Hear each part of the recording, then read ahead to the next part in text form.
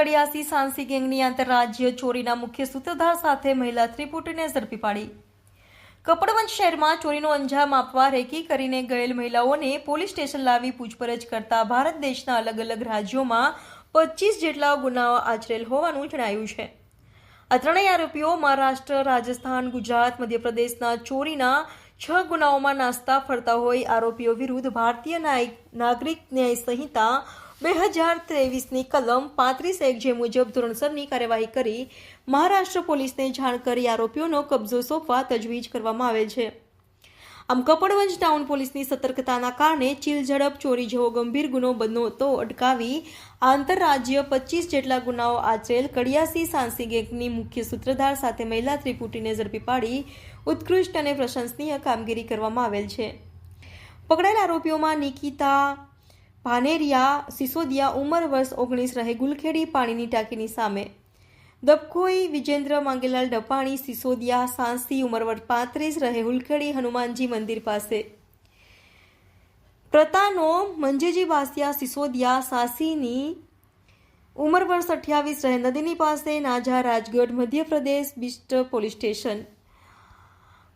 આ કામગીરીમાં એ લોકોની જે મોડેસ ઓપરેન્ડી હતી એ જણાવતા એમણે કહ્યું કે આ મહિલાઓ ચોરી કરવા તાલીમબદ્ધ હોય છે। ચોરી કરવા માટે કોઈ ગામ શહેરને ટાર્ગેટ કરી પ્રાઇવેટ વાહનમાં આવી વાહન ગામની બહાર રાખીને પોતે ગામમાં bank, ATM, railway station, bus stand તેમજ ભીડભાડવાળી જગ્યાએ રેકી કરી ભીડનો લાભ લઈ એકબીજાની મદદગારીથી માણસોની નજર ચૂકવી થેલામાંથી રોકડ રકમ, કિંમતી વસ્તુઓની તેમજ વોલેટ, પાકીટની ચોરી કરી ભોગ બનનાર પોલીસ સ્ટેશન પહોંચે તે પહેલા ગામની બહાર મૂકેલ પોતાના વાહનમાં બેસી ભાગી જતા હોય છે।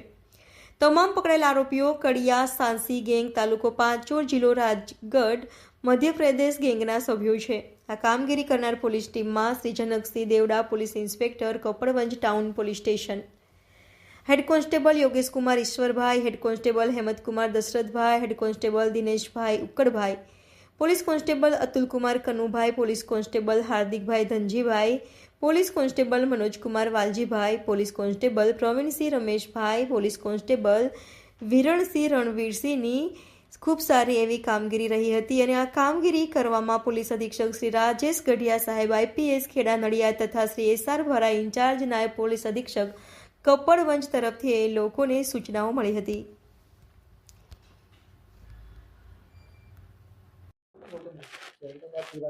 જી સર, કપડવંજ ટાઉન પોલીસ મથકમાં મહિલાઓને અરેસ્ટ કરવામાં આવ્યા, શું છે સમગ્ર બાબત? કપડવંજ ટાઉન પોલીસની સતર્કતાથી એક આંતરરાજ્ય ગેંગ પકડવામાં આવેલી છે। એમાં જે 3 મહિલાઓ પકડવામાં આવી છે એ મૂળ મધ્યપ્રદેશના રાજગઢ જિલ્લાના અલગ અલગ ગામના છે।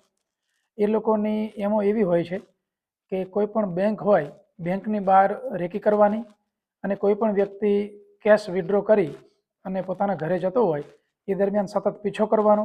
વ્યક્તિ જો કોઈ પણ જગ્યાએ વચ્ચે થોડીક મિનિટ માટે પણ રોકાય તો તરત જ એ નજર ચૂકવી અને પૈસા લઈ અને ચોરી કરવાની।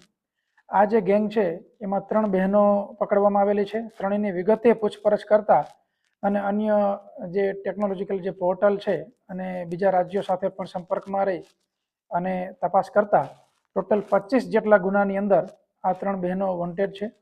ત્યાં ઘણા બધા આરોપીઓની આ પ્રકારની એમો છે।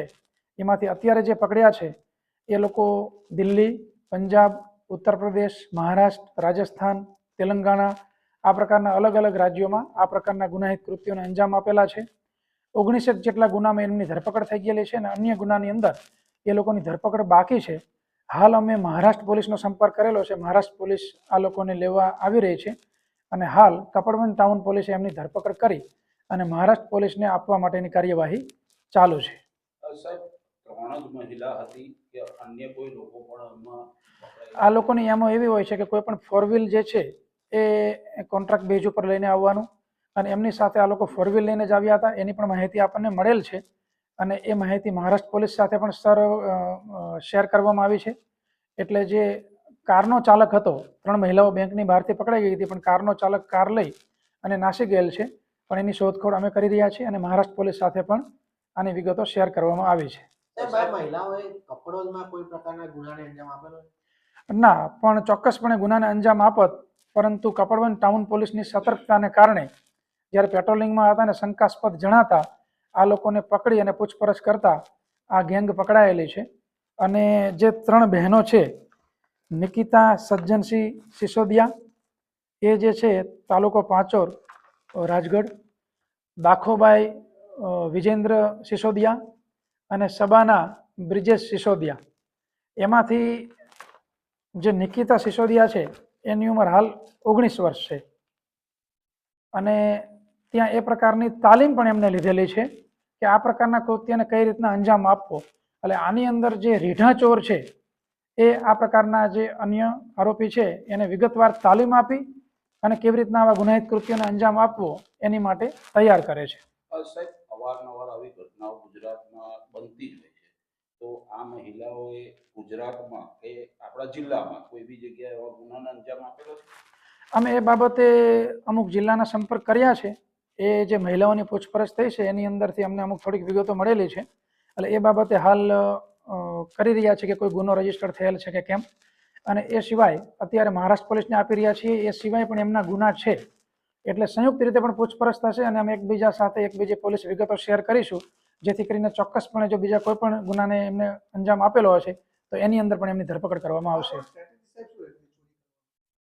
બસ એમની આ સ્ટ્રેટેજી કે કોઈ પણ ટાઉનમાં જવાનું અને 6 થી 7 રાજ્યોમાં અમને એવો અંજામ આપેલો છે અને બેંકની બહાર રહી અને રેકી કરવાની અને કોઈ પણ વ્યક્તિ પૈસા લઈને નીકળે તો કન્ટિન્યુઅસ એનો